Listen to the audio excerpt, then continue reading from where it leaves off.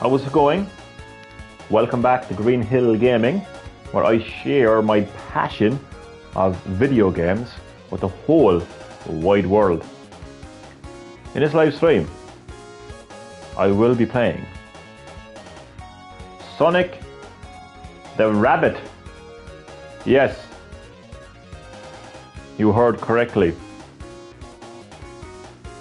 I will be playing Rabbit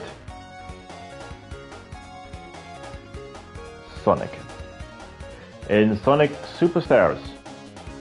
So sit back, relax, but as always, and more importantly, enjoy the live stream.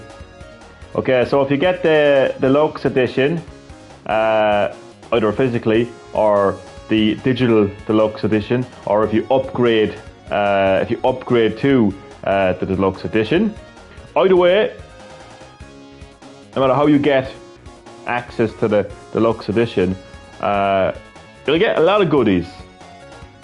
You'll get a lot of goodies, including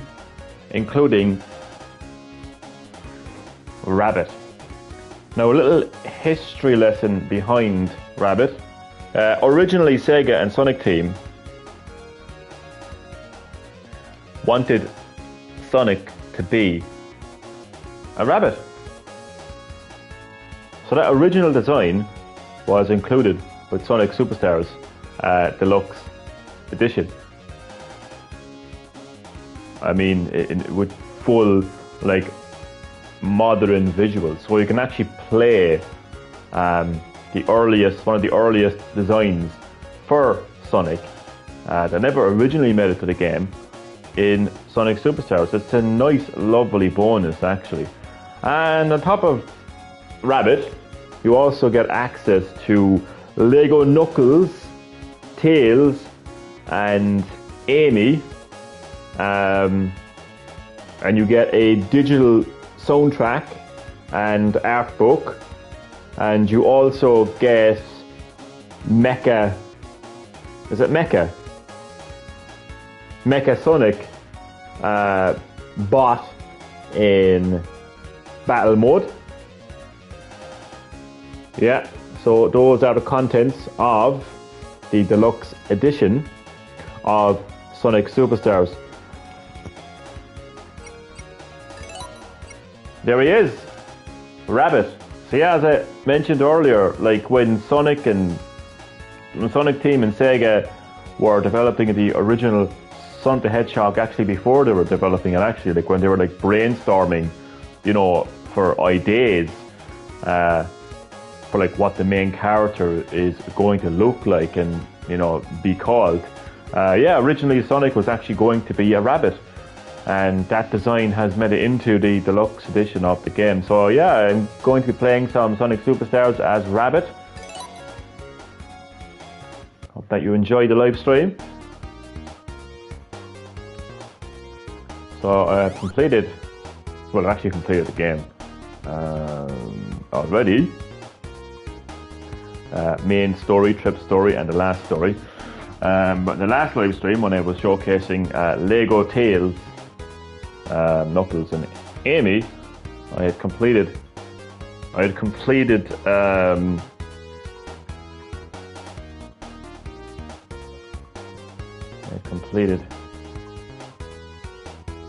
World 8 or Zone 8. So I'm actually going to go to one of my favourite zones in the game, Cyber Zone. It's Cyber Station Zone. Same thing.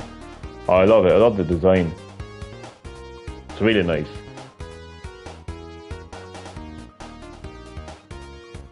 It really is, and it really showcases just how new this game is. This isn't Green Hill Zone, it's not a Chemical Plant Zone. This is a brand new zone, and not just a brand new zone. We've never seen a zone like this in 2D Sonic before. It's just so original and fresh. Yeah, I just love the art style. I just love the presentation of this lovely zone. So I'm gonna get stuck in. So there's Rabbit. Before we even get stuck in, this is Rabbit. Unfortunately, this zone only has one act. Some acts in this game only have one act, unfortunately.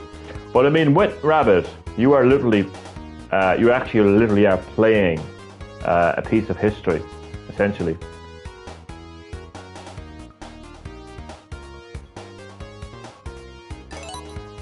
So like a stuck in Cyberstation, Act 1, there's only one act.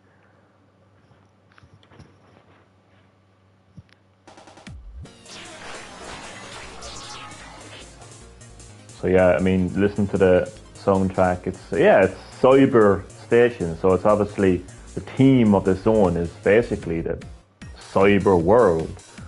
So like, you know, the internet, you know, computer technology. That's the theme of Cyber Station. Yeah, so it's a cyber theme. But yeah, so I mean, you can see everything is cybernized. Is that a word? I'm not sure, but it is now. But more importantly, I'm playing as a rabbit, Sonic the Rabbit, the original design for Sonic the Hedgehog. They never made it to the final version of the original Sonic. I mean, you're playing a piece of history. I love it. Yeah, but I love this brand new zone.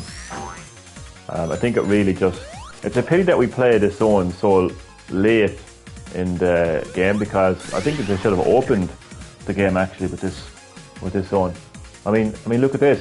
I mean, we've had Lego characters. Now we literally have like a cybernized, like digitized version of the character. Yes, Rabbit.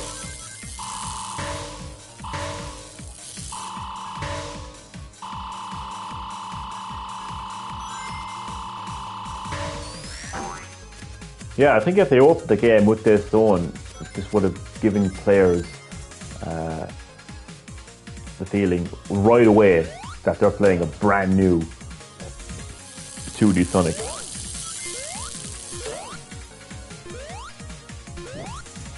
Now I'm gonna defeat that enemy first. Now, do you know the way this area here above me is inaccessible, right? Well, if you actually use your Chaos abilities, in particular the Vine ability, you can easily get up there. But then you're still, oh no, never mind. Boom. Ah, you have to take my wings. Thank you. Now, to get these abilities, you will need to collect the corresponding Chaos Emeralds, which are hidden in each. Well, not in each. I can't confirm if there is a opportunity to collect a Chaos Emerald in every act, but you will from time to time find these big giant golden rings in acts. You jump into them, and then you have the opportunity to catch a Chaos Emerald. And not only will you one step closer to getting all Chaos Emeralds, which will give you the opportunity to play as like a super version of each of the characters, obviously Super Sonic being one of them, but it will give you, now look at this, let me just pause for a second. Look at this, I have now turned into a digitized octopus. You don't see that in much Sonic games. It's brand new, it's fresh, it's original, and it's really fun to play it. But yeah, so each Chaos Emerald gives you a new ability, which really benefits the gameplay, of course. It's the most important thing. Damn it, anyway. I can actually, oh never mind, I was thought I could damage them, but I can't. Pop in here.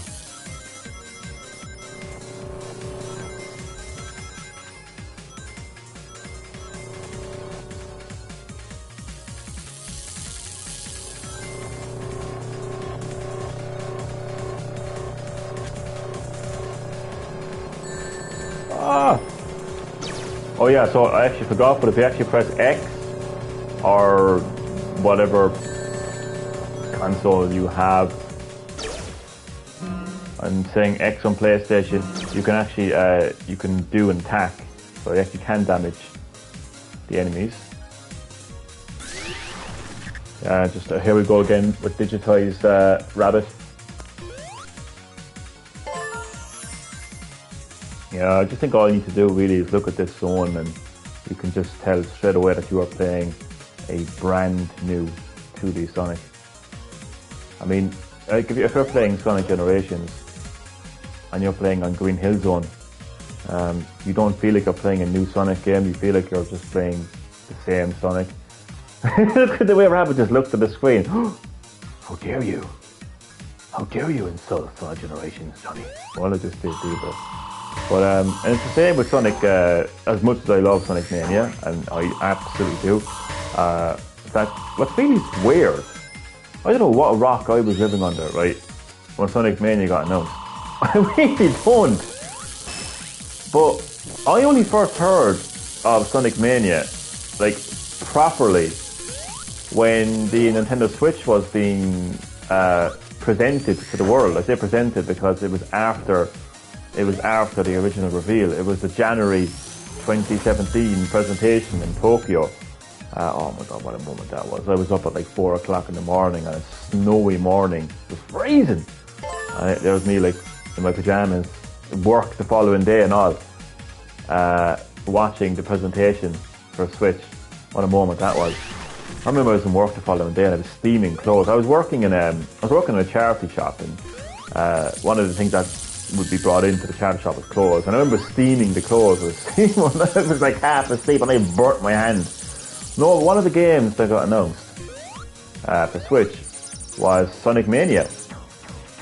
And yeah, I mean, I love that game. But even though I love that game, I mean, you were still playing zones like Green Hill Zone. So you were still like, you know, playing like recycled zones. And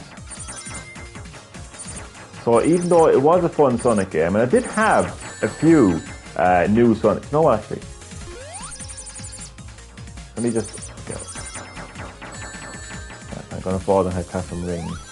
I'm actually going to show my abilities. This is the perfect example to show. Oh no, never mind, I can't because I've turned into a mouse now. What's funny actually about this, what's interesting about the fact that I'm actually currently a digitized mouse right now is one of the early code names.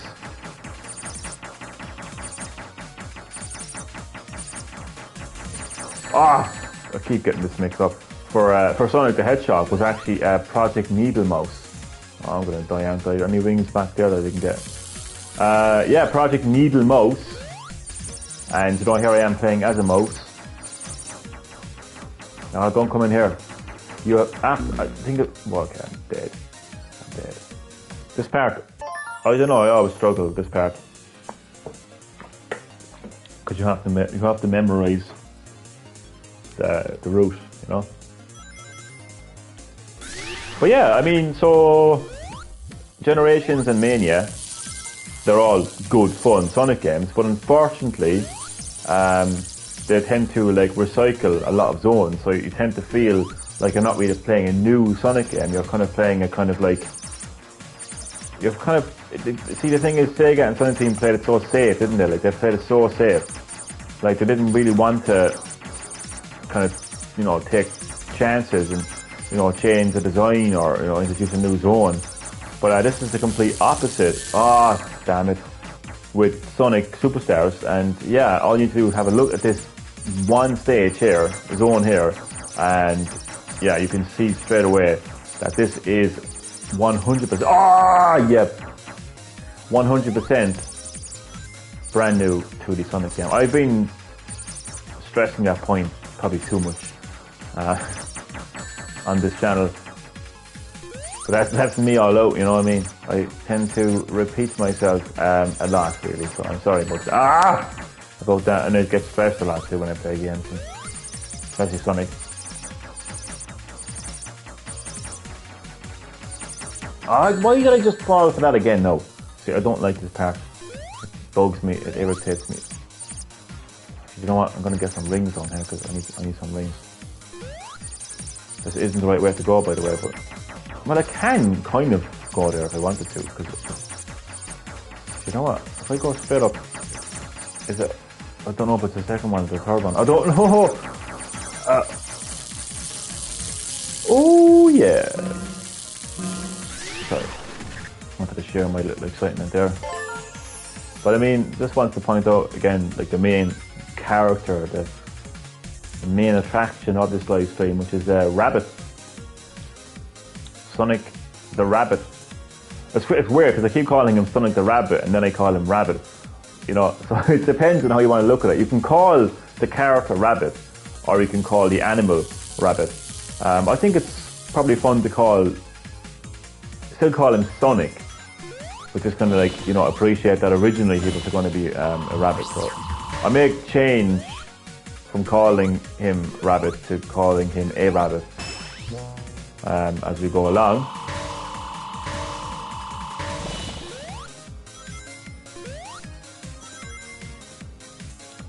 In other news, even though I didn't actually share any news in this live stream, that made no sense.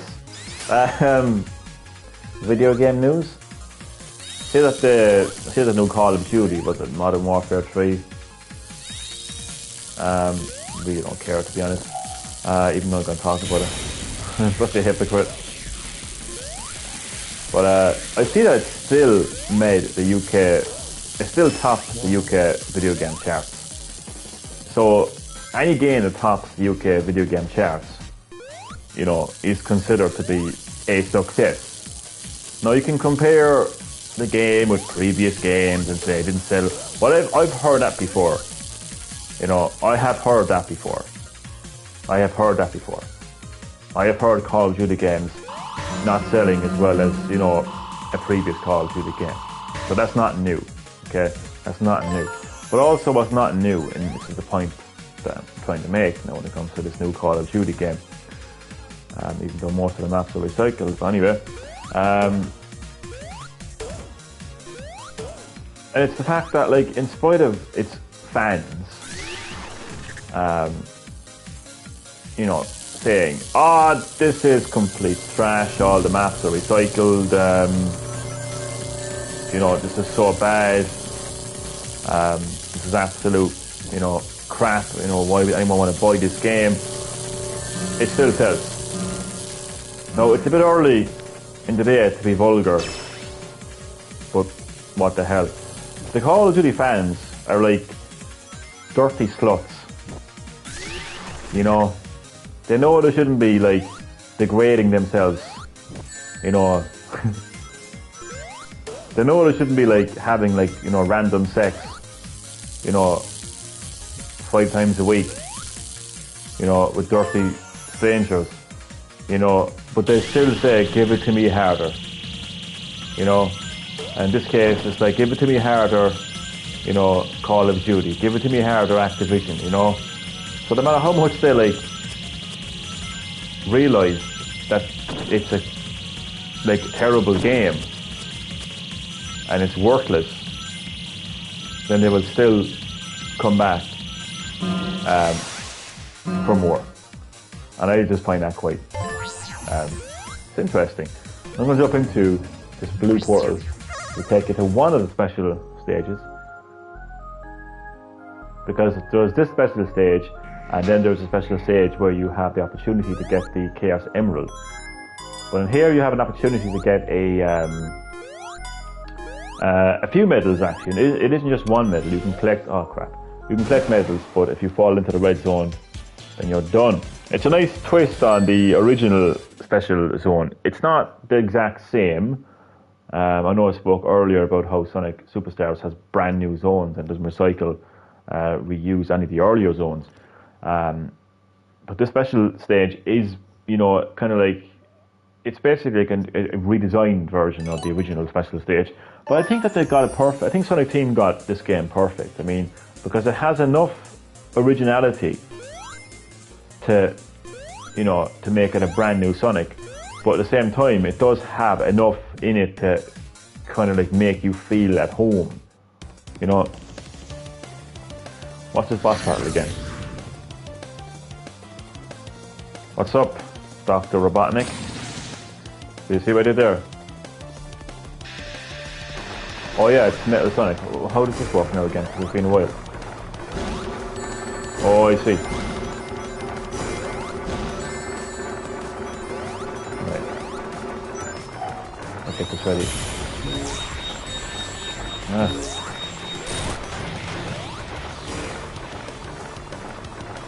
No, I mean, thankfully, well, thankfully I am getting my ass kicked. Thankfully I am playing it on the main story. If you're playing Trip story, you're going to be in for one hell of a challenge, I can tell you that much. Especially the last boss.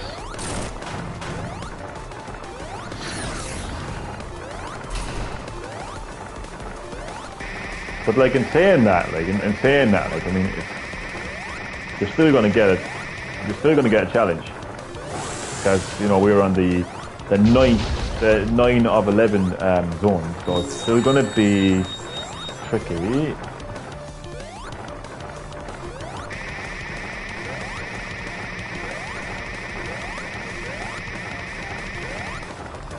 And one ring. I think the key is to wait, like kind of, well,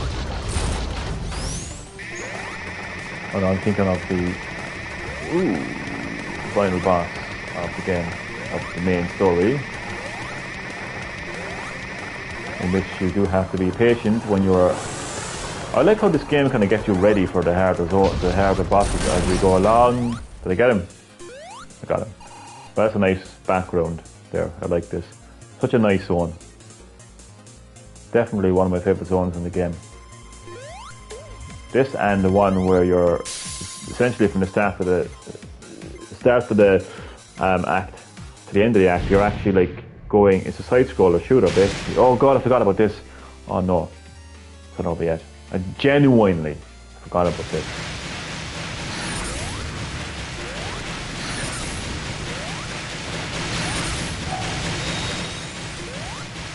Here we go. I mean, it's not really rocket science, this boss battle. It's really cool to see. People will call this Mecha Sonic or Metal Sonic or whatever. To me, it's just, no matter what version it is, if it's grey, if it's, I can't see properly, I'm blind. Whether it's blue or just grey, it's always going to be Metal Sonic to me. Like.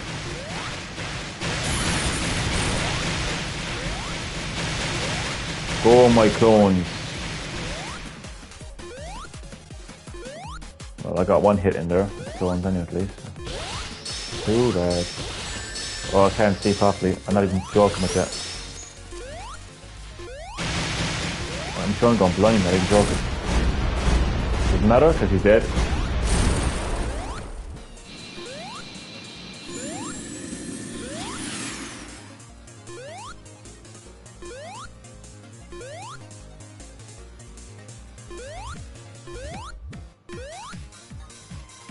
And now for the real capsule.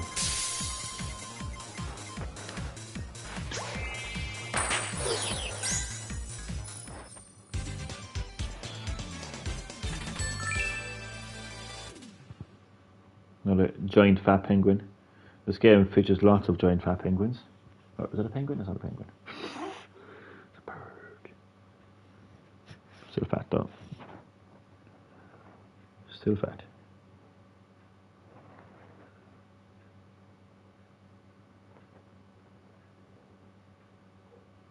So I think it adds replayability to the game if you decide to play as the Lego versions of the characters and Rabbit as well. I mean, it doesn't have that much replayability. I mean, the replayability of the game comes with Trip's story because you literally go back to all of the zones, but they're completely remixed in terms of its design, and it's a lot more difficult as well. And some of the boss battles, especially like the final boss, is literally a brand new boss. So you're kind of getting like two kind of different experiences there, and you can only get Trip's story by completing the main story. I know that getting all the Chaos Emeralds plays a role too. I think that's for I think that could possibly be for getting access to the last story. So I'd say that the requirements for getting access to the last story is probably completing Trip Story and getting all Chaos Emeralds. And that's another like kind of form of replayability, because maybe some players just got through the main story, you know, without getting all the Chaos Emeralds. So then they got to go back and, you know, get all the Chaos Emeralds. So and then obviously the last story then is the real final boss, and it's challenging, but I don't think it's that challenging. I don't think it's as challenging as fighting Fang the Hunter at the end of Trip Story. That's challenging. The evil dragon, as I don't know if he actually has an official name in the last story. Again, it is a little bit challenging. It's more an issue of timing when you get to the end and you're hitting back those projectiles at the dragon. I think it's definitely an issue of timing.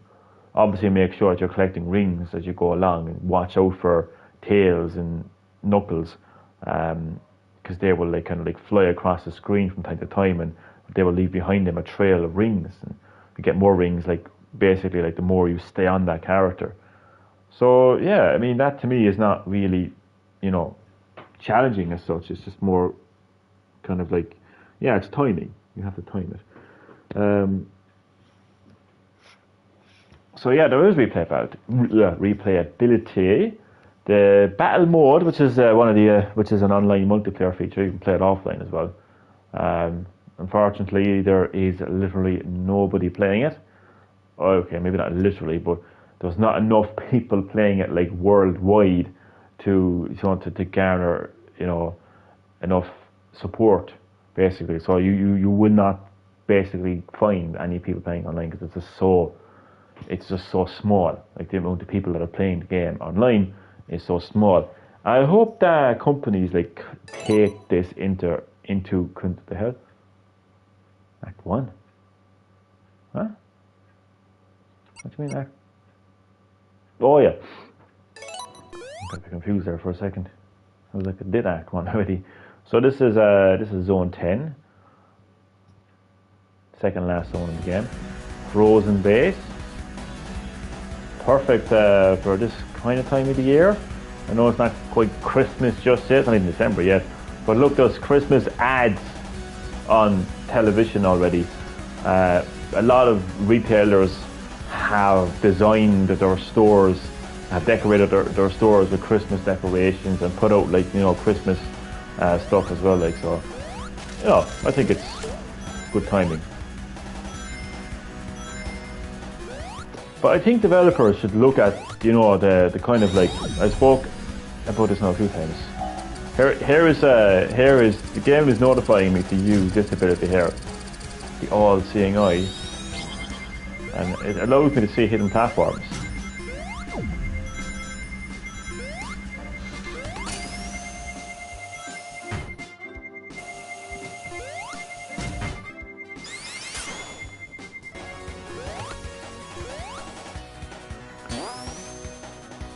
So yeah, hopefully Sega will kind of realise, okay, like, you know, Sonic the Hedgehog is not exactly, you know, going to be like anything like, you know, Call of Duty or, you know, GTA Online. Like, there's not really a demand for online multiplayer on a 2D platformer like Sonic, is there? You know? And look, I got the same kind of experience playing online with Tear the Rhythm, the Final Bar line, which I spoke about a few times. That has online as well, but the thing is, people just don't associate those games with online, and that's always going to be a problem. So the game is once again notifying me of another Chaos ability, Divine ability.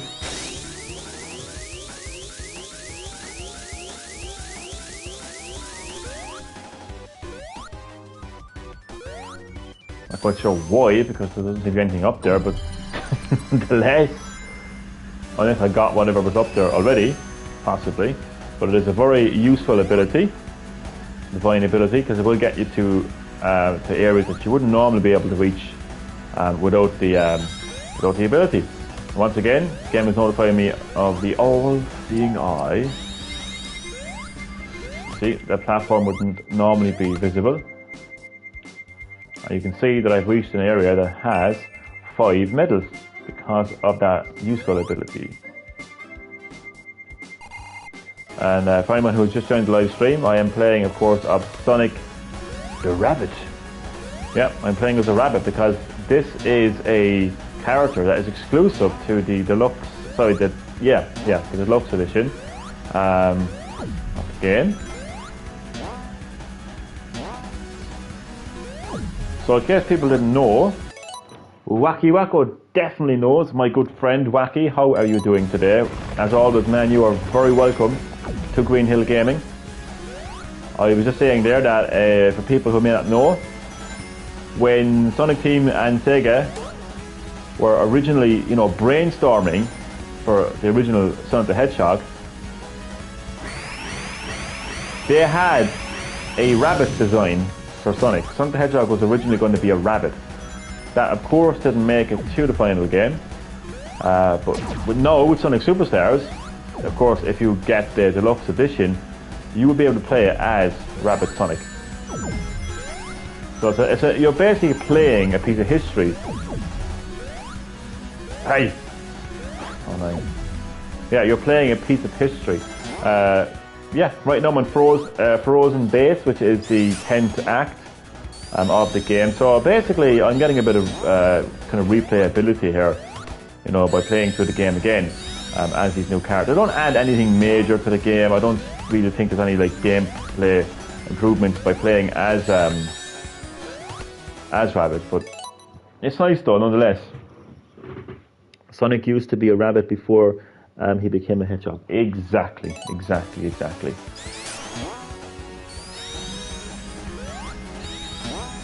He identified more as a hedgehog. So take that, Zoomers. Sonic was very woke before any of you were even born. Sorry, that was a silly joke. That made no sense.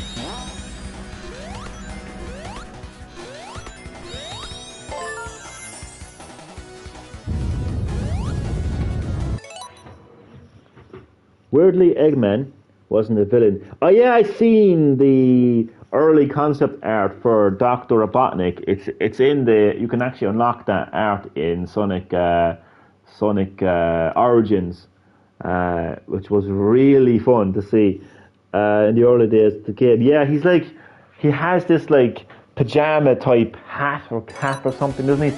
And big polka dot. Big polka dot pants, if I remember. I actually screenshotted it a while back, but I think I deleted it. I don't know why it would be so stupid to delete that. But I have it in the game anyway. It was so cool seeing that. It really, really was. I think a lot of YouTubers, and they do. They actually dedicate their channel, or at least a large portion of the channel, to discussing early designs and kind of things that were cut from the final game, and it's so nice to see. Oh God, I remember doing this in Trip's story, and it was so tough. It's not going to be this tough. We just have to pay attention to it, which is fine. Well, hello there, Yuki Emily. As always, you're very, very welcome to Green Hill Gaming. How's your day going? As you can see, I am playing Sonic Superstars, but it's all about Sonic the Rabbit. Yes, Rabbit. Because Sonic was originally supposed to be a rabbit in the original Sonic game, but it didn't quite make it. It didn't make it to the original game, but it's now in Sonic Superstars if you get the deluxe edition. Hi, I might upload a video to showcase my voice later. Cool.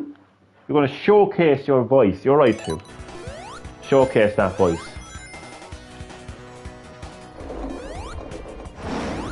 Make the world aware of your voice. We all have to have a voice.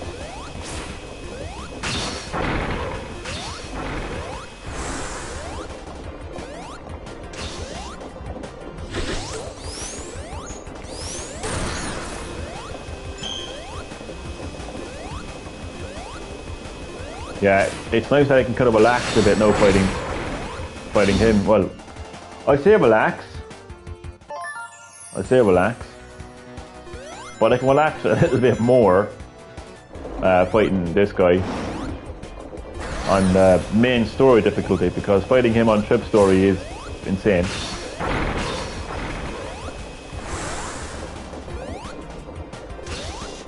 I'm just glad I won't be fighting Fang, that's for sure.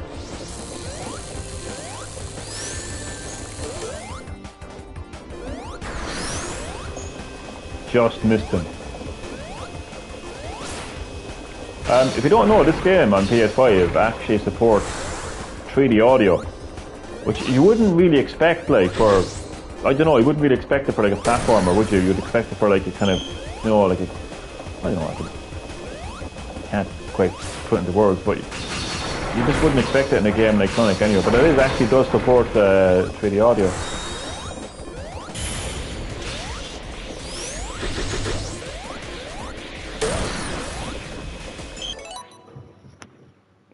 Also, it's crazy, Vector the Croc was the first Sonic friend to be drawn. That's mental, because he wouldn't make an appearance until like much later. Sonic 1 development, he didn't appear in a game until Knuckles Chaotix. Yeah, he was the first friend before Amy. That's actually a fun fact that I didn't even know. I love your Sonic facts. You know your stuff. But it's crazy to think though how ideas like eventually make it into the game. Oh, what the, I don't know what I did there, I don't know why, more importantly, dude. But I did it. I did it. Come here. Ugh.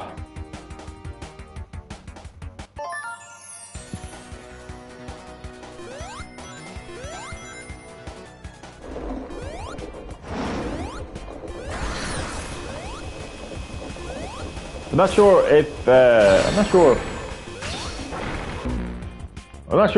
if we discussed this, but have you, nonetheless, let's pretend that we haven't. Have you heard the big news? There's going to be a Legend of Zelda movie. And it's going to be co-funded by Sony. Now, it's important to point out, it's a really cool partnership. You know, to see like Nintendo and Sony partner, because obviously Sony makes PlayStation and Nintendo makes, you know, the Switch, and they're obviously like, you know, like market competitors. But it's important to point out that it's not PlayStation Studios that are co-funding the Zelda movie. You know, it's not Sony Computer Entertainment, you know, that are co-funding this movie. It's going to be Sony Pictures. So that's important to point out. But nonetheless though, it is cool. It is really, really cool to see.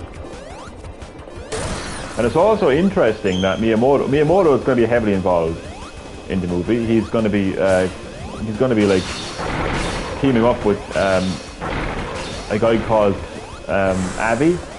I don't really know much about him.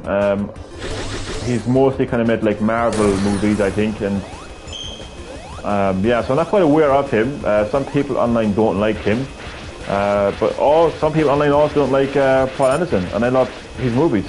So it's kind of like, it depending on who you are, you're either going to like it or not, you know. But Miyamoto, nonetheless, he's actually very aware of the fact that it's going to be hard. And that's something you don't hear enough of. Get this up.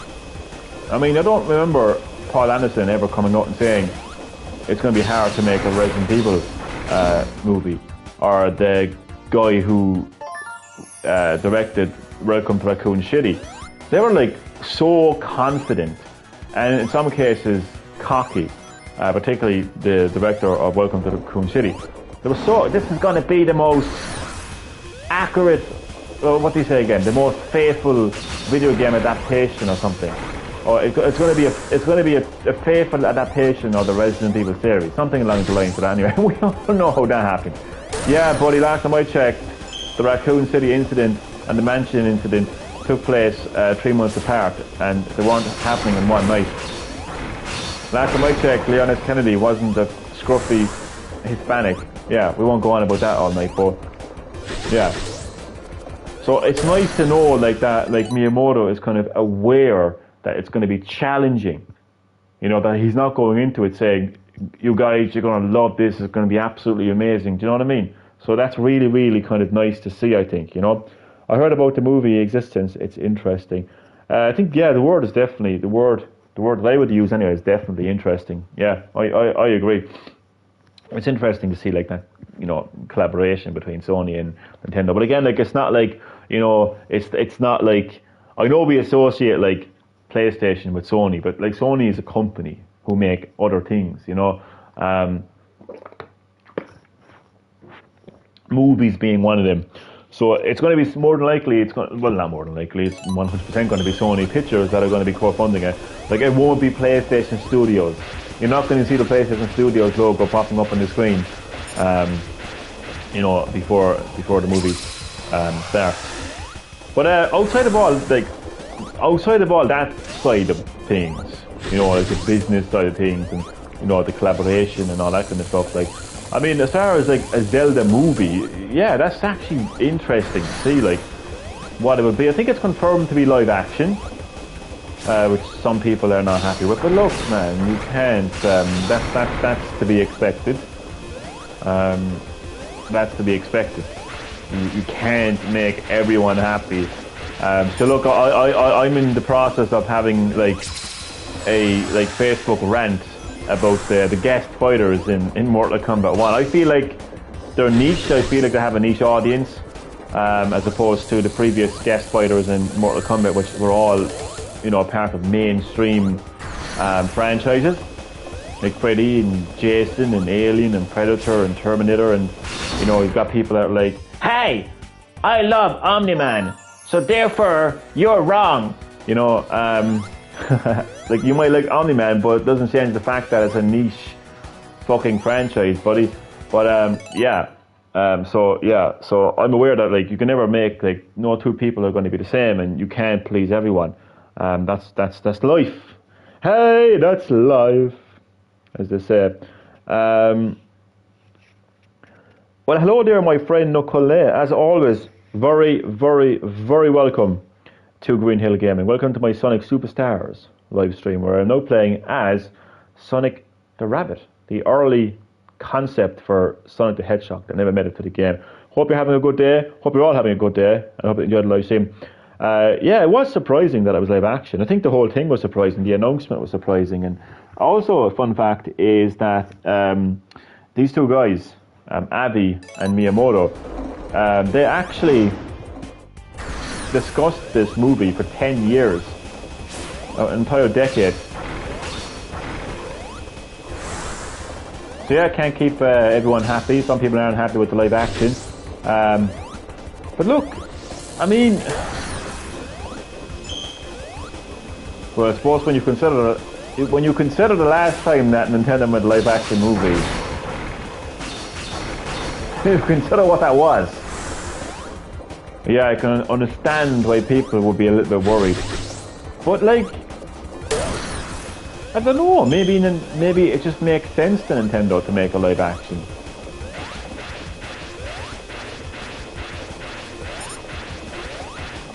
Movie, you know? I'll tell you one thing though, I'm surprised though that they didn't continue their partnership with Illumination. Unless Illumination just fits Mario more, like, you know.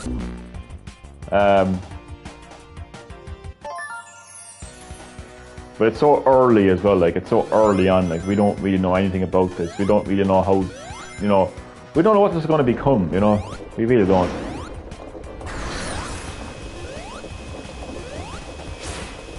I do have an idea though, and I think it's going to annoy people.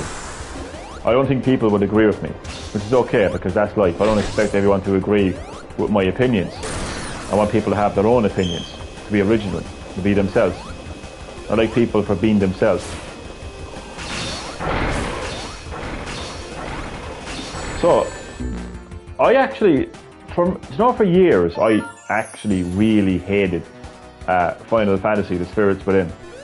I actually got it as a gift actually one time, and I really appreciated the gift, and I appreciated the person who gave me the gift. I thought it was very, very thoughtful, and yeah, I really, really appreciated the gift. But like the person who gave me that gift didn't make the movie, you know, so it's not their fault that I had the reaction I had. But I didn't like that movie because I remember saying to myself, well, that's not Final Fantasy. That doesn't have any characters I know. That's not Final Fantasy. But then you actually realise, well, hold on a second now, what is Final Fantasy? What is the series? How is it structured? Well, every Final Fantasy game, except Final Fantasy X2 and the 13 sequel, is a stand-alone game with its own story, with its own characters, stand-alone games. So if you stop and think about it, in a way, it kind of is a very faithful adaptation to what Final Fantasy actually is, because that movie has its own story and it has its own characters. So now, to get back to what I was saying, I actually think they should tell an original story. Obviously because pretty much every Zelda game, apart from Breath of the Wild, and even with Breath of the Wild, actually, I was going to say every Zelda game apart from Breath of the Wild and Tears of the Kingdom, I was going to say every Zelda game apart from, okay, maybe Majora's Mask and Tears of the Kingdom, you know, is its own thing. But the thing about it is, you can play Tears of the Kingdom, have not played Breath of the Wild, and you don't need to know what happened in Breath of the Wild to enjoy Tears of the Kingdom. So my idea for a Zelda movie would be its own story. You know, so not a movie based off Ocarina of Time or any other Zelda game, but just a Zelda movie with a new story. Obviously, you're going to have Link, right? Obviously, you're going to have Ganon or Ganondorf, but like, it doesn't have to necessarily be based off any particular game, is what I'm trying to say, you know? I think I know why people are concerned with being live action. Remember the 1993 Mario movie? That's exactly what I was referencing earlier. You are right, I can definitely see people's concerns after the disaster that was, you know? Led to those concerns, but we are seeing video game movies becoming actually good nowadays. We are, actually. And that's the most important thing. And also the most important thing is Miyamoto had no involvement in that 1993 live action Mario movie. That's the part that, don't pick me up wrong, that's the part you failed to mention. But that's the most important part, is the fact that Miyamoto wasn't involved in that project. He is now heavily involved in this project. And he's aware that it's going to be tough. So that's a positive, and that's a difference, you know. But clearly, yeah, that is why people will be concerned. Compared to the 90s and early 2000s, the video game movies and shows were bad, except, yeah, I mean, wait, what? Kirby? Wait, where do I go to watch a Kirby movie? There's a Kirby movie? No one told me there's a Kirby movie. True, I think it will have its own story.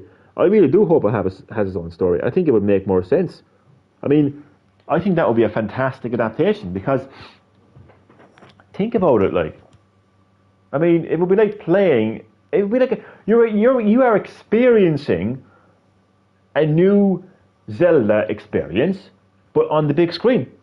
So you are seeing this like epic story, this epic adventure. You're meeting, you know, the Goron race and the fucking Zora race, what they're called, and you're seeing Ganondorf on the screen, you're seeing Hyrule in the background, but you're witnessing a new story in the Zelda universe, but not through the medium of playing a video game, but through the medium of watching a movie. And I think that is what it should be, not like Ocarina of Time the movie, you know, or Breath of the Wild the movie. So who knows what direction they'll take, like, you know, but I think a new story, that's what every video game movie adaptation should be anyway. I'm going to focus on this boss because of stuff. That's what every video game movie should be. I mean, take Resident Evil. We should have a new Resident Evil story, obviously like featuring, you know, the likes of Chris Redfield and Leon S. Kennedy and Claire Redfield and all of the, you know, the characters we know and love. But a new story like, why hasn't that even been considered? Paul Anderson did something like it, but he kind of did it in the opposite direction. Like, he kind of went backwards. Like, the whole point, the origin of Paul Anderson's Resident Evil movie was to make a prequel.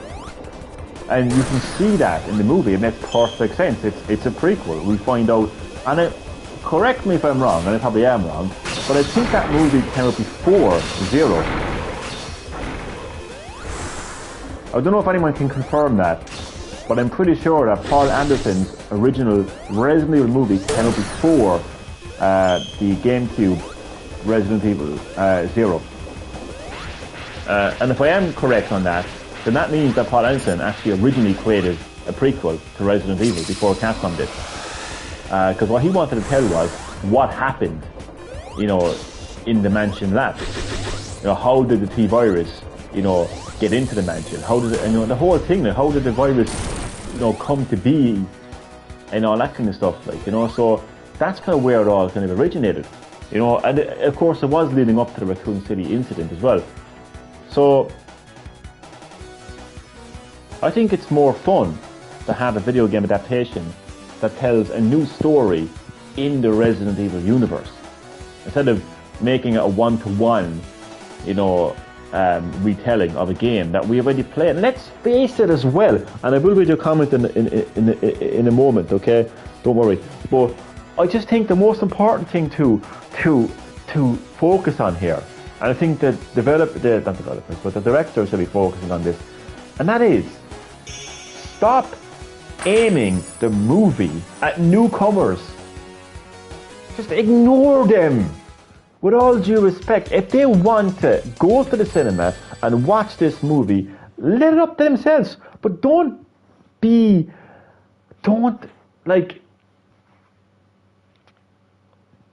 focusing on them. Don't be saying, oh, well, you know, this is also for people who have never played the game before. Just whatever. Like, it should be 100% for people who have played the game. So it shouldn't be like, I mean, and people who play the game, they don't want to see a retelling of a game they've already played. So give them a new story in the universe of the movie, in the universe of the game that they know and love. You know, they don't have to make this like new story to please people who never played the game before. That's what I think anyway. Make me a director, and I will make you the best video game movie you ever laid your eyes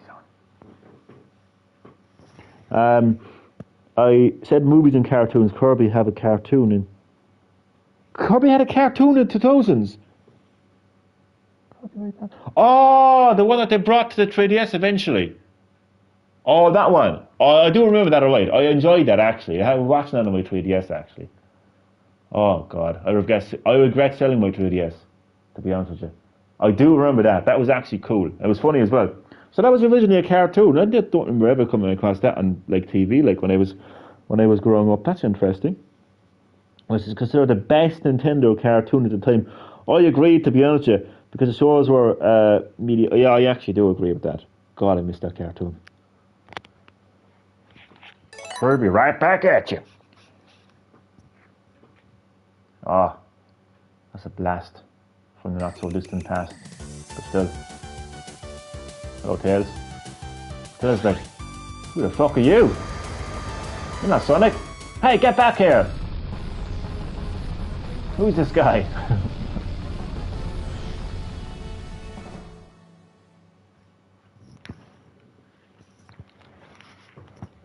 This is the zone that I was talking about. Sorry, I turned the volume up a little bit. I turned it down earlier, but I feel like it's too loud now. This is the this is my favorite. This is one of my favorite acts, right? So Cyber Station is one of my favorite zones, like overall. Well, there's only one act to that zone, but this is one of my favorite acts because the game just straight away becomes a 2D side-scrolling shooter, and it's so much better. It's so much better than the Fortress zone in Sonic 2. You know, the zone where you're on Tails' tornado plane, but that, like, it's nothing like this because you're actually in a a spacecraft, right? And you are shooting, like you're actually shooting at the enemies like you would in a 2D side-scrolling shooter. And for that reason, it's just such a fresh and fun experience. And again, this is another like prime example, prime showcase that this game is a brand new 2D Sonic game. In case you had any doubts, that it wasn't. Because it's hard to play a Sonic Generations. If you can't play it, you cannot play Sonic Generations, right?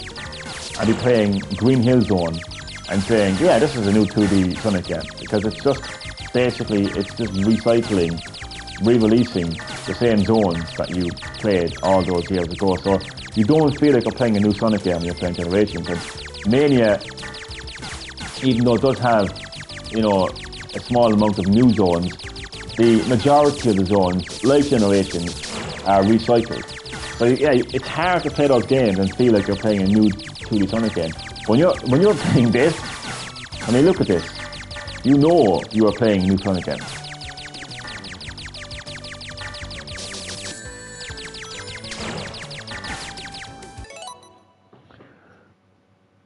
Just gotta check my channel, see is there any more glitches. Nope.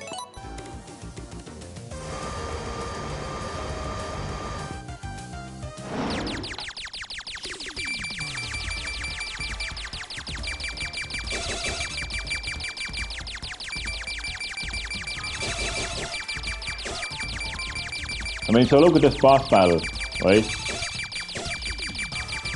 I mean, this is what you would be doing if you were playing a 2D side-scrolling shooter, when you get to the end of the level.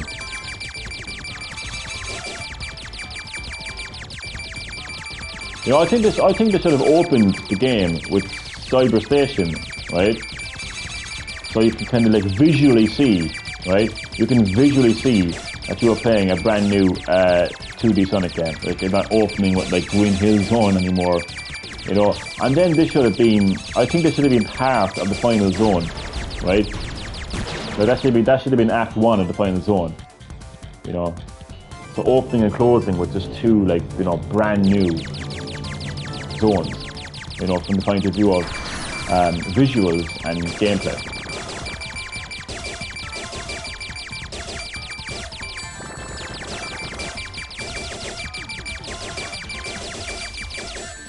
Ah.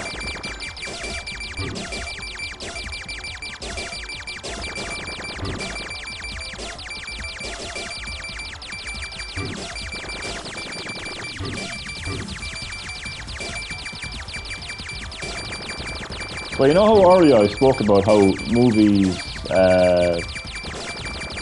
based off video games should, tell a new story within, the game's universe, right? Well, I'm going to get an example of that. Like, as much as I love the Sonic movies, and I really do, and they're really good, and they're really successful. I'm going to pause for a second, sorry. I mean, let's look what they did. They told an origin story for Sonic, where Sonic was reared by an owl. Now, I don't know if that's in the lore of Sonic. No better person to confirm or deny that than Wacky Wacko.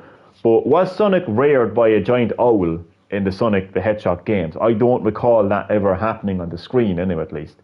And of course, they go in like different directions. Like Dr. Robotnik is, tin, and I know they tell the story of how he kind of ends up like in Sonic's world and whatever else, but it's more Sonic ends up in his world kind of thing. Anyway, the point of the matter is they tell like this, like they tell a different story, but it doesn't seem to be kind of connected to Sonic like lore, like the Sonic universe. I know they have references. I know that they have like, I understand that. I understand they have references, right? I get that, and that's what makes it a good Sonic movie. It is a good movie. Look, it is a good movie, but I suppose the point I'm trying to say is, imagine how better, in my person, who am I to make a better Sonic movie, okay? But in my opinion, here's what I think would have been better. Just tell a new Sonic story and put it on the big screen. So we don't need to know who Sonic is. We don't need to know who Tails is. We don't need to know who Knuckles is. We don't need to know who Robotnik is. They're on the screen. They're there because the movie is designed for Sonic fans. I mean, what is wrong with that? There's plenty of other, like, there's plenty of you wouldn't jump into Lord of the Rings if you didn't know what Lord of the Rings was. You wouldn't watch a Hobbit movie if you didn't know what Lord of the Rings was. There's plenty of like movie franchises, okay, that are aimed at a particular audience. Why should video game movies be any different? Design and aim the movie at people who play Sonic, people who play Zelda, people who play Mario, not a new audience. And then you have to completely like redesign the story to suit a new audience. I don't think that should be the case. So imagine a Sonic movie where it's like it just continues, you know, continues on from like the last Sonic game you've played, you know. I think that would be good. So you're not getting something that you've seen already story-wise. It'll be a new story. You haven't seen this story before, but it'll have the characters and locations and enemies that you know and love. Why can't that be a thing? Like, why couldn't it be gotten a Resident Evil game where we see Chris Redfield, you know, go to the BSA European headquarters, and we see because it's a movie, you're obviously going to have a lot more time to tell a story because that's the whole point of the movie. It's a story. You're not playing the game. I mean, like 90% of a game is gameplay. The rest of the 10% is story. That's my percentage, and I'm probably off there. But the majority of what you do in the game is you play it. So what the advantage you have when you make a movie is you can focus more on the story. So we could see like this darker hurt is the word I would use. In fact, they could even have Johnny Cash hurt in the fucking movie. Why not? A hurt Chris Redfield. Chris Redfield right now is hurt. Forget the whole 16 years out of bullshit, right? Chris Redfield is hurt. He's damaged. He has been through a lot in his life. He's been let down, okay, betrayed, stabbed in the fucking back, quite fucking literally at fucking times, okay, by the people he has trusted, and including the BSAA. Like, they had him cover up the Louisiana incident. Okay, they had him cover that up. Say it was a gas leak. You know, took fucking, you know, Mia and Ethan into witness protection and everything else, and covering the whole thing up because they felt responsible because they were supposed to track down Evelyn on the boat, but that went to shit, and Evelyn ended up in the Baker estate, and the BSA felt responsible for that, so they were like covering it up and shit. Like, I know they were using like fucking bioweapons in Village. So Chris is like he's just so fucking fed up. Like, he's pissed the fuck off. Like, you know, and you could tell a story of that. You could make a story of that. You could, you know, put that on the big screen, and then, you know, see him go to the BSA and take the fight to the BSA, and you could just have that story unfold. Like, what are they up to? Why are they using bioweapons? You know, who are the connections? We still don't know who the connections are. Who are the connections? We really don't know anything about them other than that one of Oswald Spencer's like best friends, you know, set it up. So we could guess. I have guessed anyway. We could guess that there actually are the organisation that's always been referenced in the games. Tell that story on the big screen. Oh, but I've never played Resident Evil, so I don't know what's going on here. Then get the fuck out of the cinema. Problem solved. What's the problem? Do you know what I mean? Like, if someone doesn't get that lore, they shouldn't be watching a Resident Evil movie. Full stop. I mean, I don't see what the problem is there. There shouldn't be a problem there. If you're not a fan of something, don't watch it. It's simple. I mean, I don't play football. I'm not going to go to the World Cup, am I? I'm not interested in football, so I'm not going to go to like the fucking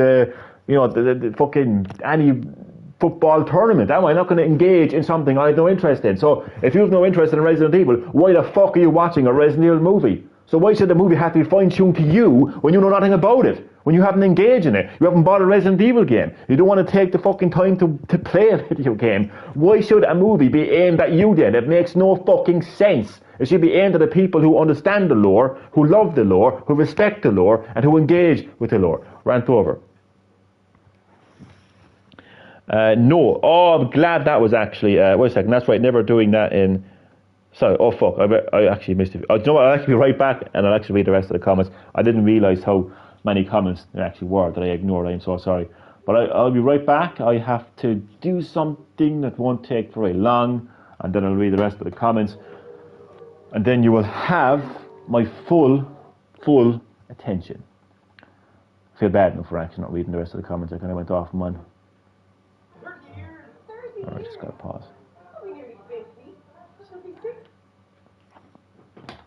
Motherfuckers on television reminding me I'm getting old.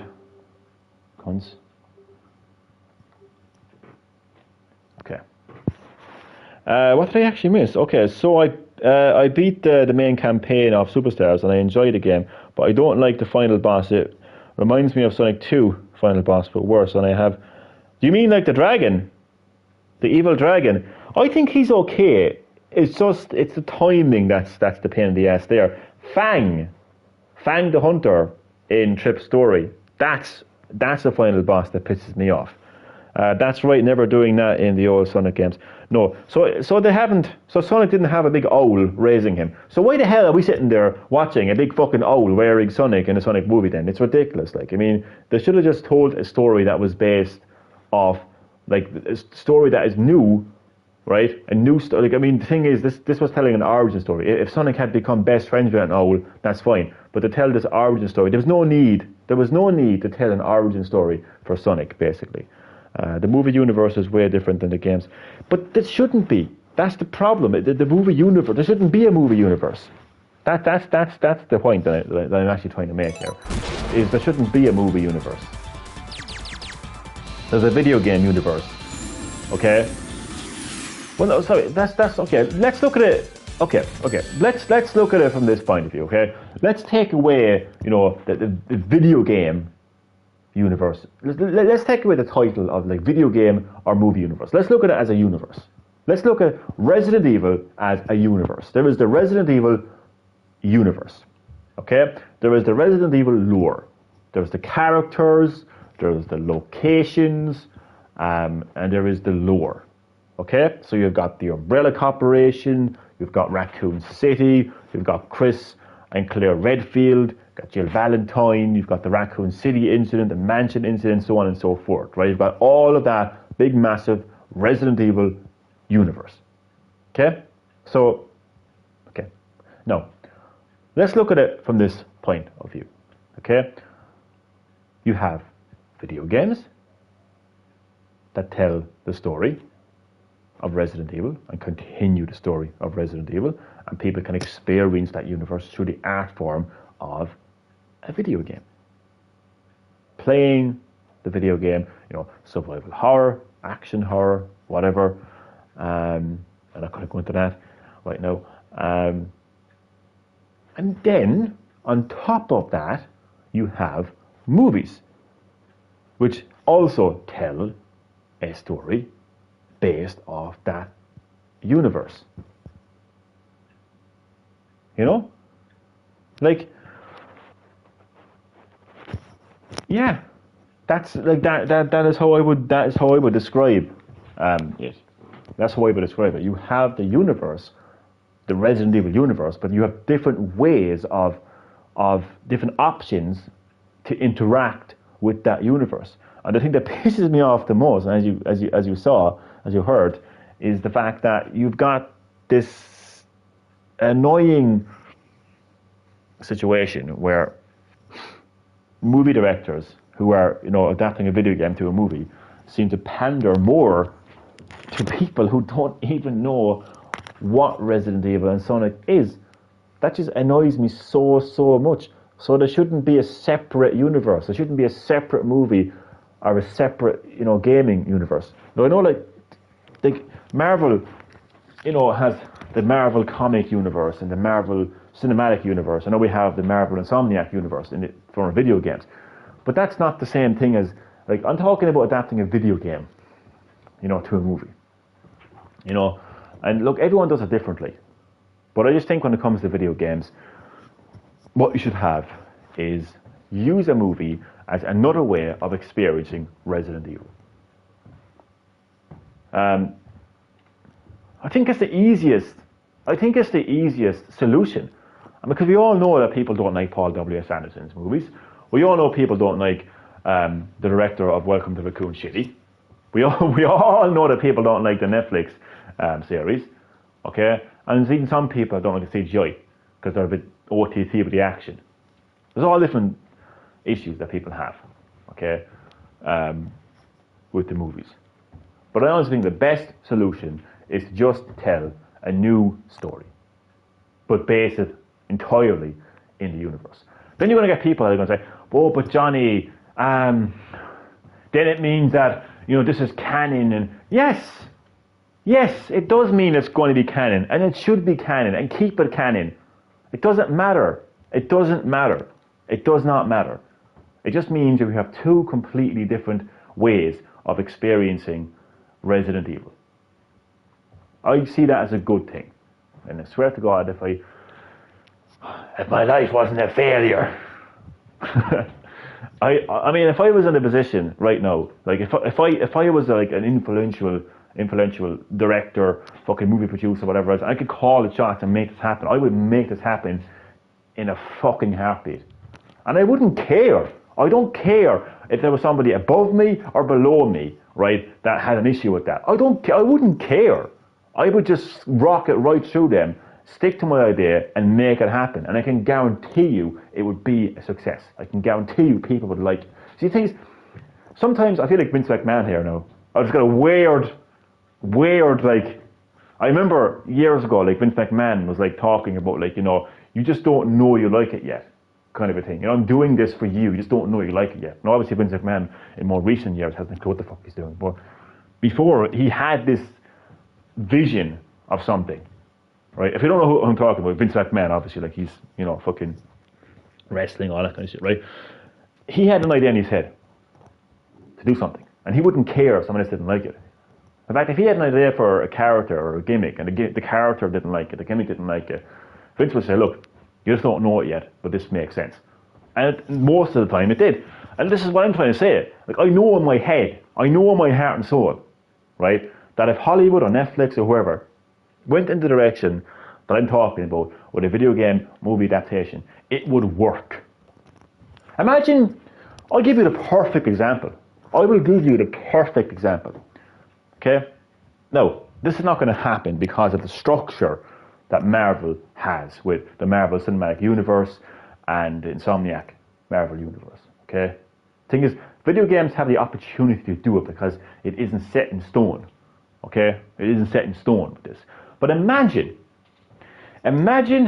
if the continuation, all right, of Insomniac's Spider-Man was a movie. Because let's face it, it literally is a movie at the best of times anyway. Yes, it has amazing gameplay, and I love the gameplay. But I mean, it's an interactive movie. A lot of PlayStation Studios games are interactive movies, and I like that about them. So it sets them apart from the competition. I like that. So imagine just sitting in the cinema, right, and watching the continuation of its story that you played in the game. Like, imagine the next God of War was a movie. And it continued the story of Ragnarok. Instead of making, like, a movie that's based off, like, the original God of War or some God of War game. I think that makes sense. I do. I think it does anyway. No Robotnik final boss fight from the main campaign, which I don't like. Oh, that one. Yeah, he can be a pain in the ass. I'll be right back. I'll be right back.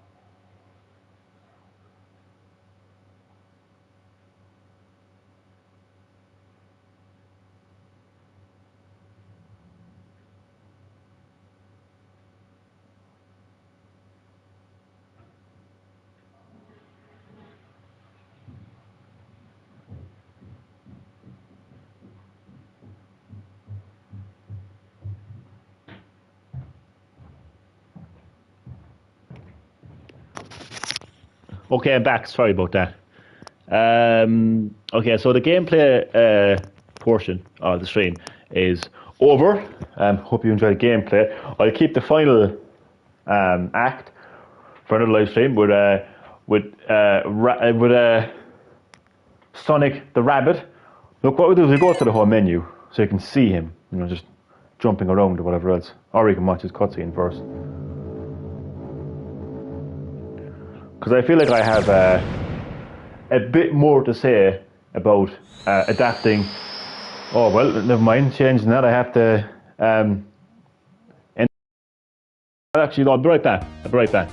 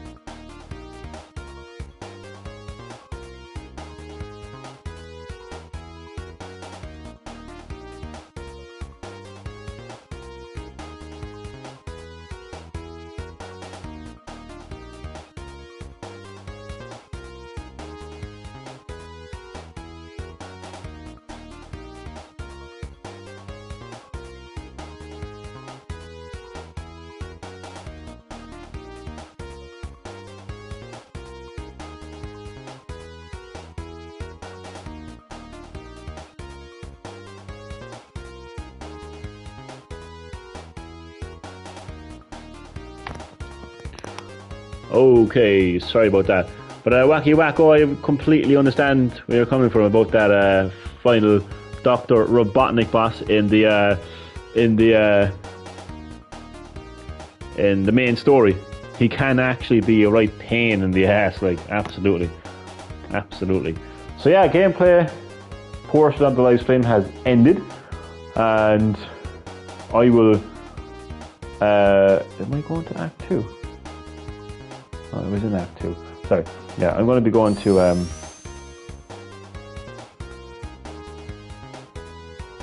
the final act. I'll keep that for another live stream. But I do have a bit more to say about adapting video games to movies. So, imagine, Alan Wake is a pretty big, video game, but it's a video game series now because there's two. It's a pretty big video game series. A lot of people like that game, and they like that game, I would say, more than anything else for its story. Because as video games improve and grow over the years, and the technology of consoles grows, storytelling becomes a bigger part today in gaming than ever before. Because you can tell this cinematic story because of the specs of consoles. You can have a lot better facial animations, and you can make scenery more detailed. So cutscenes nowadays are just so realistic. And even outside of cutscenes, even when you actually your character is just moving along the world as the dialogue is happening, it's so realistic. So storytelling is a big part of gaming today. And I mean, what are movies? What are movies? A story that's been told. So, Alan Wake, as I mentioned, right? Alan Wake 2 is out now, and it has, I don't know about sales, but it has been like a critical success in terms of like how the fans have reacted to it. It's been called, you know, it's been called like the best survival horror since like Resident Evil, which is a wild statement to make. So obviously people have enjoyed playing Alan Wake 2. Now I'm not going to spoil, I don't even know anything about Alan Wake 2, it's just conscious of one or two people that are like, Johnny, don't even fucking think about it, boy. I don't even know what happens in Alan Wake 1, let alone Alan Wake 2, so you don't have to worry about that. But imagine if the next Alan Wake was a movie. I just think it's an idea that people in Hollywood or in the entertainment industry or Netflix should consider.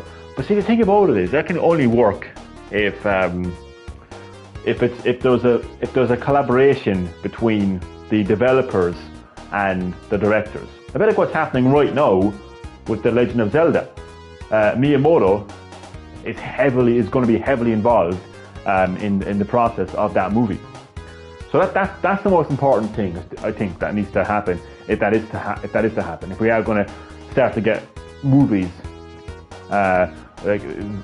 movie adaptations of games that are actually basically a continuation of the previous game. So have this idea. I think what they should do is they should announce it. There should be an announcement. There should be some kind of a next step in gaming and movies, right? So imagine you're watching the Game Awards and Jeff Keighley makes this, like he says, start talking about movies and video games and how they've come together and how we have, movie adaptations of video games and video adaptations of movies and whatever else. And then kind of like, somebody from somebody from a movie company comes out onto the stage and somebody from Rockstar comes out onto the stage and all of a sudden we're getting Red Dead Redemption 3, the movie, I just think it makes sense. I just think it's exactly, I don't care what anyone says. If I believe in something, okay? If I believe in something, I don't care what you think. In all due respect, I don't care what anyone else thinks or says about it. If I believe in it, I will stand by it and I will fight for it like a fucking wolf. Okay? Honestly. So, I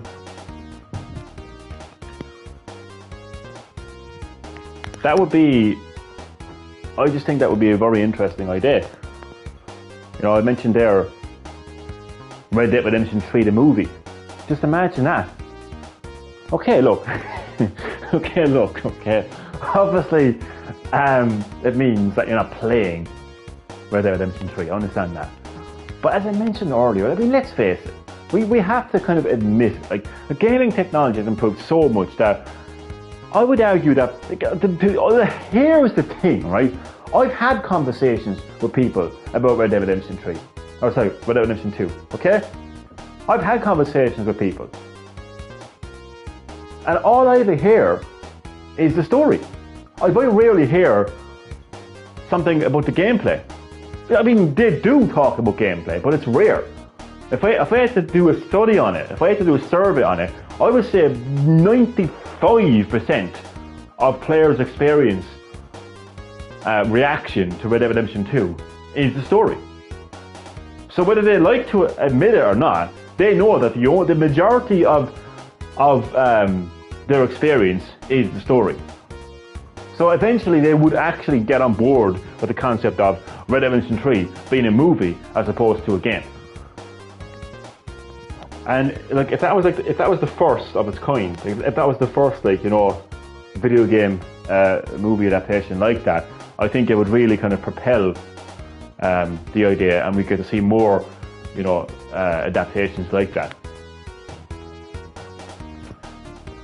It is what players have been asking for, because whenever there's a adaptation of a movie, a lot of people say, oh look, it was good but it wasn't true to the source material, or it stayed true to the source material but there wasn't good acting or something like that,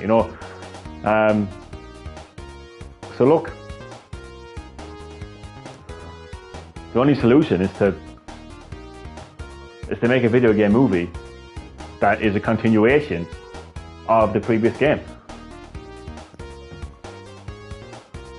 Because what else do you have? What options do you have? Okay, what other options do you have? You make a video game, let's say like Zelda game, Zelda movie that's coming out, right? Okay, here's Ocarina of Time, the movie. Like if you've played Ocarina of Time, you know the story of Ocarina of Time. So you're just getting what are you getting that you have already experienced? Really, you know? Like you've already experienced Ocarina of Time. You know the story of Ocarina of Time. You know the locations of Ocarina of Time. I know some people would like that, but I mean, I can tell you for a fact that the majority of people, more people, would want to have a new story in the universe that they know and love. You know, I mentioned Alan Wake, I mentioned Red Dead Redemption. You know, those are two pretty big game series, and I just think that it would. I think in the end, people would thank me for coming up with this idea, and they would thank me. They would absolutely thank me. Okay, they'd say, you know what, that it was really cool to be able to, you know, to sit there in the cinema, you know, and actually watch like a full-on movie, you know, of the game that I love, and to have the story continued, and you know, to not have this kind of standalone kind of like experience, you know. You know what? I'm going to give you a weird example. Of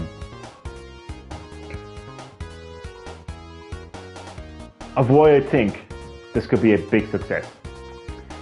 You know how for years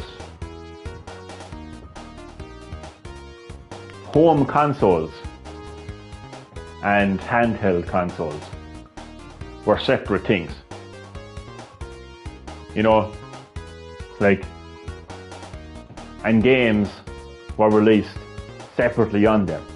So, you know, in 2012, you had the Nintendo Wii U and the Nintendo 3DS released a year before in 2011. And you know how Super Smash Bros. Released on both those systems? You had Super Smash Bros. For Wii U and you had Super Smash Bros. For 3DS. Okay? There were separate products released on separate systems. Separate games released on separate systems. Because if you wanted to play Super Smash Bros. On the go, you had to buy a 3DS. You had to buy Super Smash Bros. For 3DS. They were separate to each other. Okay? Separate experiences. Obviously playing your games in handheld on the go is a completely different experience to sitting in front of your TV on your couch playing a game. So separate experiences, separate games and separate systems. Now we have a thing called the Nintendo Switch. And now you can play Super Smash Bros. Ultimate either in front of your TV or on the go. You don't need to buy a separate piece of hardware or a separate piece of game. It's a universal experience. That was new and that was different. You know, there may have been people out there that would have said, oh, well, I would have preferred if it was only handheld, and that's why Nintendo gave them the Switch Lite. There'd be people that would say, ah, well, you know, I don't really care about handheld. You know, like, they can still play it on the TV anyway. The fact of the matter is, right, people accepted what the Switch was, and it's obviously been a very successful idea because it sold like well over 130 odd million, whatever it was, so far. So I think that in time people would be on board with this and they would understand that there is the one universe. So a bit of the Switch, you've got the one universe. So Resident Evil is just Resident Evil now. It doesn't have a separate movie universe to the gaming universe. It's just Resident Evil.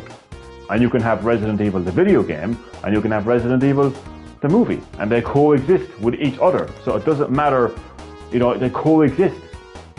So it could be a thing where like you have the movie, the game, the movie, the game, the movie, the game. And it keeps switching between the two. I think in time people would get on board with that idea.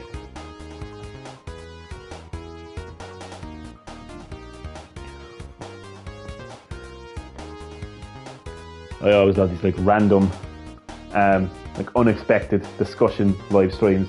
They just kind of happen. They kind of happen out of nowhere, you know. But I like them. I mean, I got 3 viewers watching. You know, please let me know what you think. You know, in the live chat below. I'm aware that my ideas do tend to be out there, but look, you tell me one idea, right? You tell me that, you know,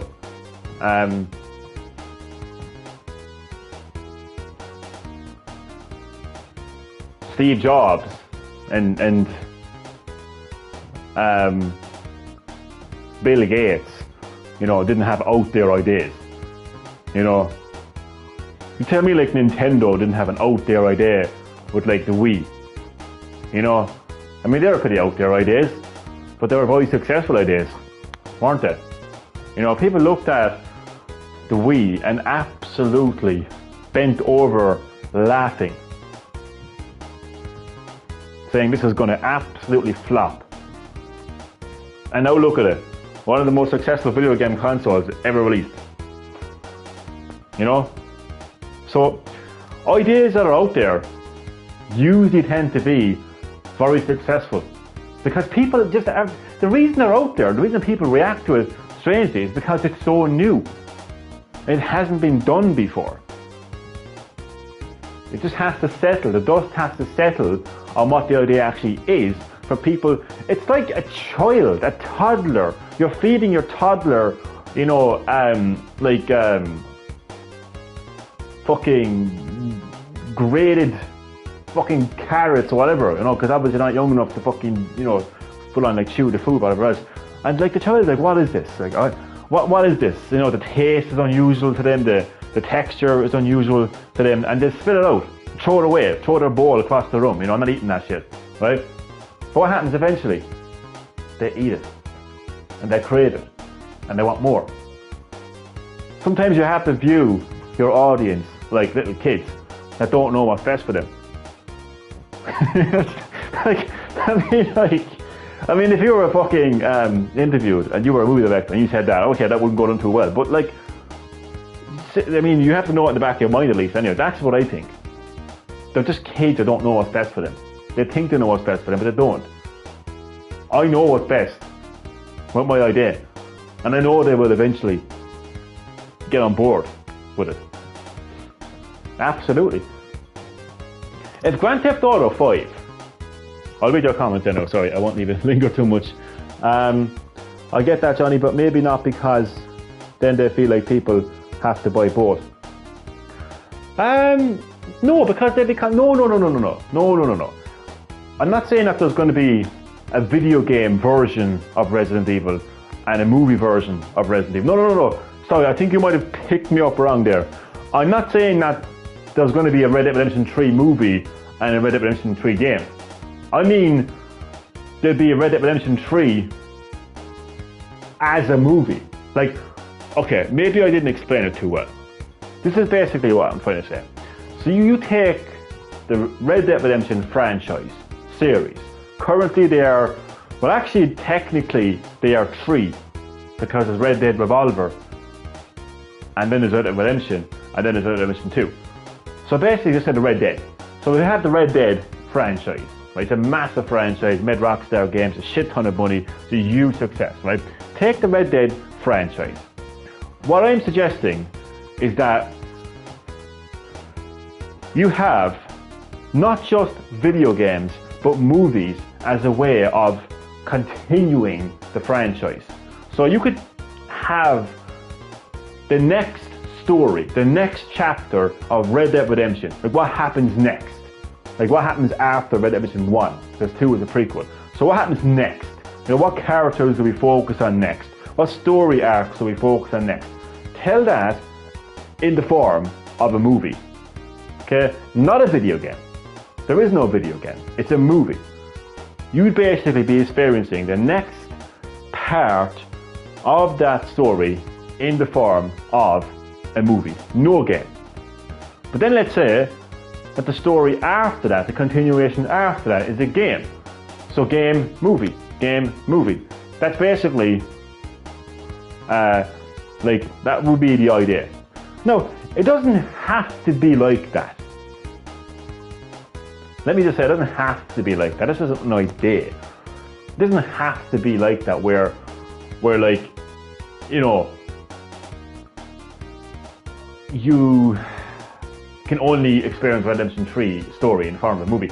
Like, you can have a movie that focuses on Sean, the fucking legendary Sean in Red Dead Redemption 2, right? Have a story all about him. What does he get up to in his spare time? What are his struggles? So you have Sean, you have the world around Red Dead Redemption, you have everything going on, but it's just telling the story of Sean. Okay, and you don't care whether people have never played the series before, you don't care to know who he is, you aim it, more importantly, this is what I'm always been saying, is you aim it at the actual audience, instead of actually pandering to people who have never played Red Dead Redemption before. So I hope sorry for the confusion, but what I'm saying is, I'm not saying that there's going to be like a movie and a game, you know, of Redemption 3. I'm just using Red Dead Redemption as an example of just one video game franchise.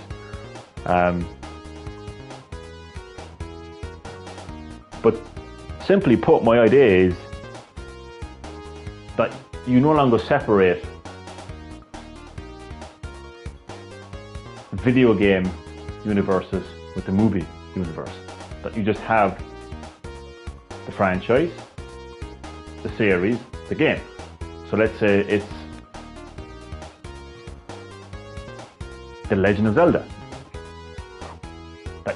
My idea is that you don't have like a movie universe of Zelda that is separate to a video game universe of Zelda. You just have Zelda. You have Zelda lore, the characters, the species, the locations, etc. And maybe one time you might get a game of Zelda. And the next time you might get a movie of Zelda. But it's treating it as Zelda instead of a game.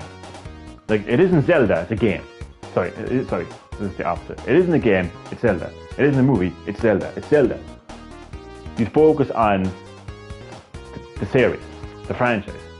Not so much how you tell a story from it, but just Zelda.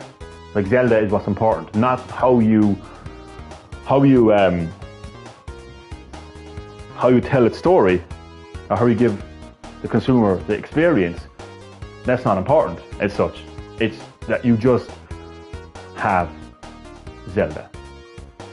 So as I mentioned, it could be a movie, it could be a game, it could be a song. You know, I'm not joking. But yeah, I mean, it is a pretty wild idea. It's pretty out there. But I mean, I think people should give it a go, at least anyway. And it would be great to see it. Because up until now, I mean, it's just pot luck.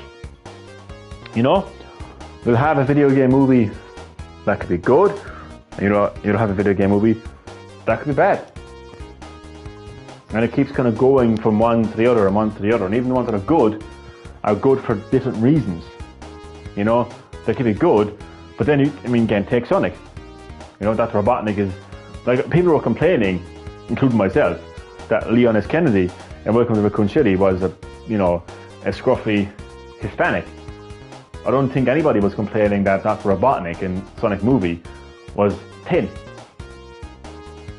You know? I mean, obviously they were happy that it was Jim Carrey acting as him. I was happy. But I'm just saying, you know, we're okay with one thing and then not okay with the exact same logic. So it's kind of a bit strange there. So yeah, I mean, the current state of, you know, video game movie adaptations is, it's kind of like, it really is like pot luck. You just never know when a good one will come along and when a bad one will come along. But I think that if you do it in the way that I'm describing, I think you're guaranteed to have a good experience. Because if you like, take Resident Evil, and someone makes a movie of Resident Evil where you have Chris and you have Jill acting the way they should act, telling story, you know, it's not rocket science. I mean, the thing is that the reason why a lot of these movies, you know, don't go down too well with the fans is because they just pander too much to non-fans, which is just absolutely beyond me. It's like, I don't understand how they even do it, because do you know what their thinking is? And this is it, right? And I can't wrap my head around this. Clearly, the Resident Evil Netflix series just used the Resident Evil like brand to try to get people to watch it. But like, if you're acknowledging, if you are a Netflix producer, director or whatever, and you acknowledge that the Resident Evil brand is big, is mainstream, has a massive audience, then wouldn't it make more sense to focus on the actual audience than focusing on people who've never fucking watched it? Because clearly that's who it's aimed at.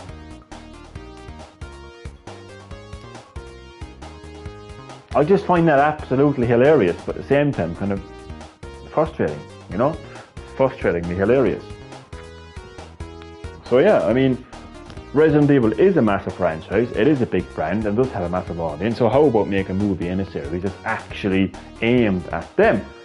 And look, what better way to aim at them than to like make a movie or a series adaptation that is based in the actual universe of Resident Evil, instead of just taking like references and locations.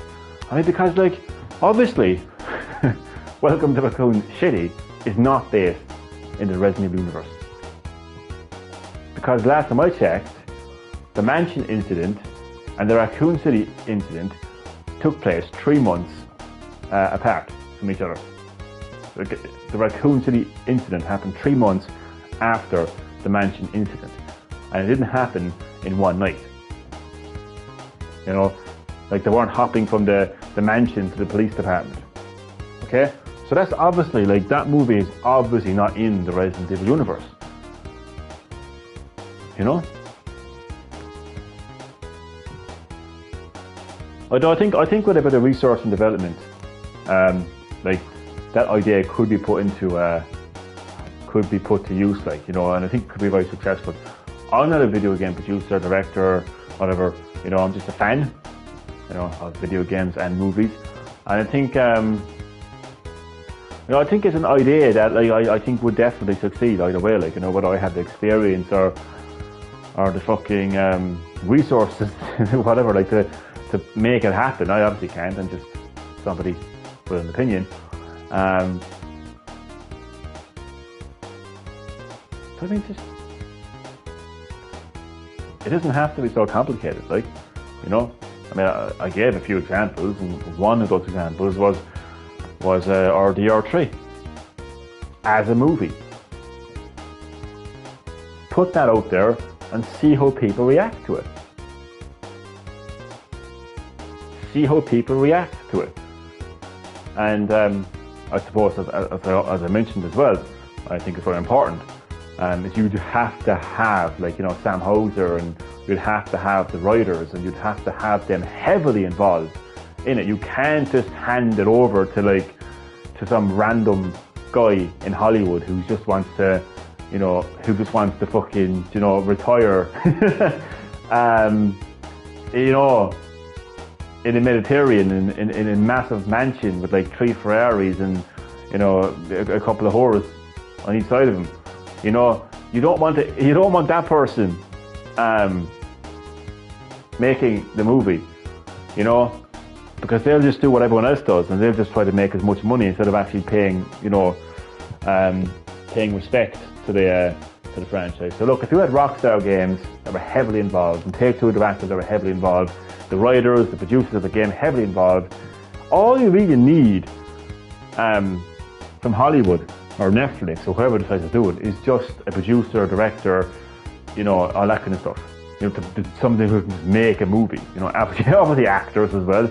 But listen, we have such talented voice actors in the industry right now. I mean, it's like, if you just kind of, I mean, obviously, like, there's a difference between, like, voice acting and actual acting. Like, I think there's talent out there that can definitely, like, you know, play those parts 100%. So I don't think it's rocket science. I don't think it's yeah, I don't think it's rocket science. You know? To like use Red Dead Redemption 3 as a kind of an experiment, as to see how it goes. I mean, what better? I mean, people love Rockstar. Well, I mean, it's kind of like a strange kind of like relationship, really. Some people, I mean, yeah, but I mean, like, people buy their games, you know. That goes without saying. So I think that would be probably the best kind of company to kind of like, you know, to make those little kiddies eat their vegetables. You know, Rockstar Games like the cool aunt, you know, the cool uncle. You know, I won't eat my vegetables for mommy, but I'll eat my vegetables for the, you know, cool auntie and cool uncle. You know, that kind of way, like. So yeah, I mean, I won't accept, you know, Resident Evil fucking 9 as a movie, but, you know, I'll accept RDR3 as a movie because of Rockstar Games, you know, that kind of way. So, like, if they did that, look, just see how it goes. That's all they should do. Just do it, see how it goes, see how fans of that series react to, you know, to Red Dead Redemption 3 being told as a movie, you know, market research, all that kind of shit, see how it goes down, you know, see how it does in the box office, see how the fans, you know, ask how many fans watched it compared to how many non-fans watched it, and who knows? What could actually end up happening is the opposite to what Hollywood and Netflix seem to think. You could actually have more people getting into Red Dead Redemption than people not enjoying the movie because they don't know what it is. Like, you would actually have people watching the movie saying, holy shit, these are really interesting characters. This is a really emotional story. I really like this. There's a game of this. Oh, and they'll actually go away and they'll probably buy the remaster of, well, it's actually not a remaster, the port of Red Dead Redemption 1 and, you know, play 2. You know? I think if anything, you'll probably get more people into the franchise. So stop worrying about whether they're going to know what's going on in the movie and maybe think about a potential increase in your audience, hence making your business more profitable. I mean, to me, that's common sense. I don't need to study that shit. You know? To me, that's common sense. You know, unfortunately, like, common sense is like, it's not, you either have common sense or you don't. You know? I don't think anyone can get anywhere in life without having, you know, a bit of common sense. So that's my common sense take on the situation. You know, instead of saying, oh, we better aim this video game movie at a new audience because, you know, they might know what's going on in the movie, so we gotta change the story here, change the character there, you know. Like, that doesn't go down too well, as we've all known. So stop looking at it like that and say, okay, we aim it at the audience, the gamers, the people who played this game. This is going to be a target audience, okay? And I can guarantee you, if, like, people love that game, won't they? So to get more people into it, they could say, oh, what's this movie? Oh, Red Dead Redemption 3, okay, I'll watch that. They fall in love with it, they become fans of the series, and they buy the next game. As I said, you know, it's common sense. But like, there doesn't seem to be any common sense like in Hollywood or Netflix when it comes to this.